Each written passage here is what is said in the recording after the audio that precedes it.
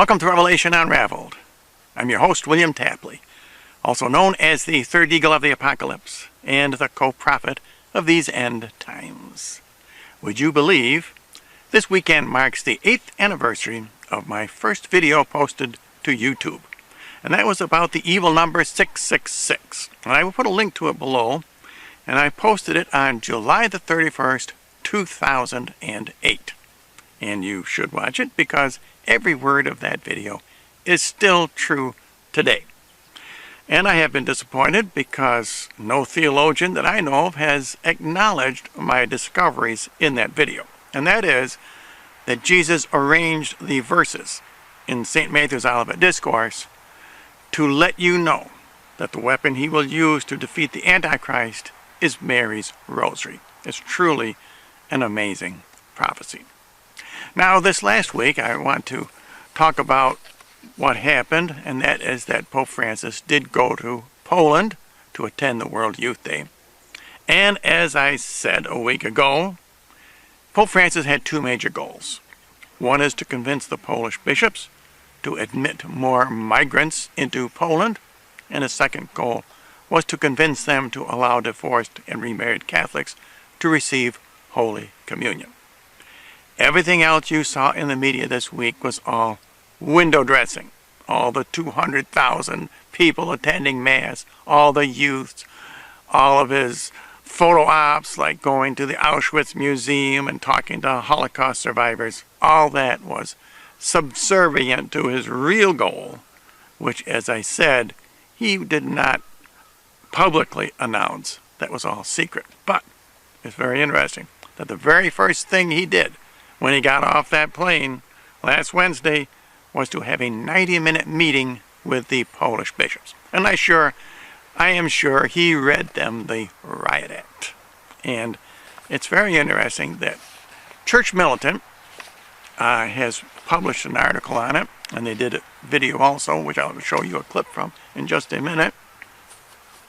And the headline of this article, as I say, this was on Church Militant. That's Michael Voris' outfit, and I usually watch him. He's very informative. Polish bishops, no communion to remarried divorcees. Congratulations, you held your ground in the face of the false prophet, Pope Francis. And this article is by Bradley Eli. And the announcement comes shortly after bishops met privately with Pope Francis in Krakow. And I'm glad Church Militant is finally getting on the ball on this. 3 years ago, when Pope Francis originally called the Synod of Bishops, I told you at the time, his goal was to take the daily sacrifice away from the prince, as prophesied by Daniel in chapter 10, verse number 3. Michael Voris said, no, that was just a diversion. His real goal was to bring about gay marriage. And I told you, no, just the opposite. Gay marriage was a diversion.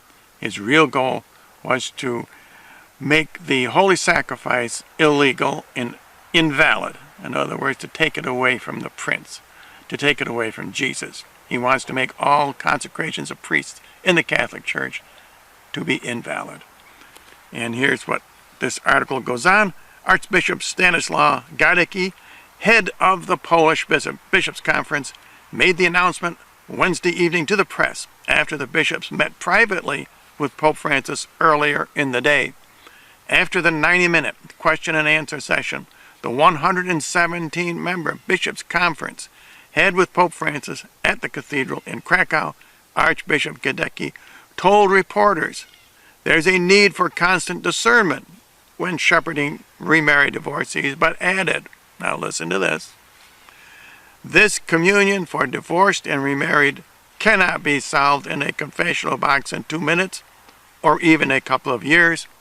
This is a path for the priests and the laity to walk together, knowing that if a marriage has been validly concluded, there is no ground to administering communion to remarried divorcees. That's very plain. I'm sure that is not at all what Pope Francis wanted to hear. And this article continues. Pope Francis flew to Krakow Wednesday afternoon for the start of World Youth Day. And as I said, all the rest of that was window dressing. Everything you saw in the media, that was to pull the wool over your eyes. In fact, even in Catholic media like EWTN, they emphasized all of the frosting on the cake. They didn't get into any of the substantive discussions that the Pope had with the bishops. They want to promote the false prophet, just like the secular media. And was greeted by Poland's President Andrzej Duda and government leaders. The closed-door meeting with the Polish bishops took place shortly afterwards. Pope Francis went right to business. Father Federico Lombardi, the papal spokesman, related that the meeting was private in order for all to be able to speak freely out of the spotlight of cameras, which could exert some unnecessary pressure on those attending. And now I want you to look at a brief report from Church Militant by Christine Miles to let you know that Pope Francis was repudiated by the Polish bishops. The Polish bishops are reaffirming that the divorced and civilly remarried may not receive Holy Communion. The bishops made the announcement only hours after a closed-door meeting with Pope Francis, who arrived to the country Wednesday for World Youth Day. The president of the Bishops' Conference said in a press conference following the meeting, quote, "If a marriage has been validly concluded, there is no ground to administering communion to remarried divorcees." The Polish bishops have also resisted calls to open up their borders to an influx of Middle Eastern refugees, a topic Pope Francis addressed during the meeting, urging the bishops to do more for migrants. Okay, thank you very much for that report, Christine Niles. And as I say, I believe Church Militant is coming around to understanding what Pope Francis is up to. And he is not going to give up. Now here's an article from the LifeSite News where Pope Francis talks about decentralizing the church, which is an absurd idea. What a concept that is. And this article goes on. The Pope related that in a decentralized church, bishops' conferences might on their own initiative not only interpret papal encyclicals, but also looking at their own cultural situations, might approach some specific issues in an appropriate manner. This is nonsense. And it would be as if Jesus said any man who divorces his wife and marries another commits adultery, except under cultural circumstances. Pope Francis is trying to get the camel's nose inside the tent, if you ask me. It was in October 2015 that Pope Francis called for a more decentralized church where bishops' conferences could be given authority, even on doctrinal matters. Critics saw the move as contrary to the Apostolic Creed, in which Catholics profess belief in a church that is one, holy, Catholic, and apostolic. Of course. One of my subscribers asked me if Pope Francis is going to consecrate Russia to the Immaculate Heart as Mary requested at Fatima.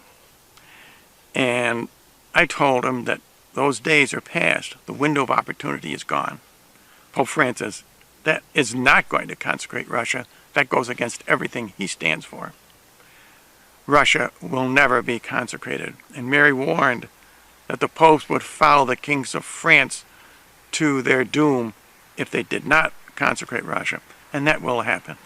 Pope Benedict will be martyred, just as the last king of France was martyred.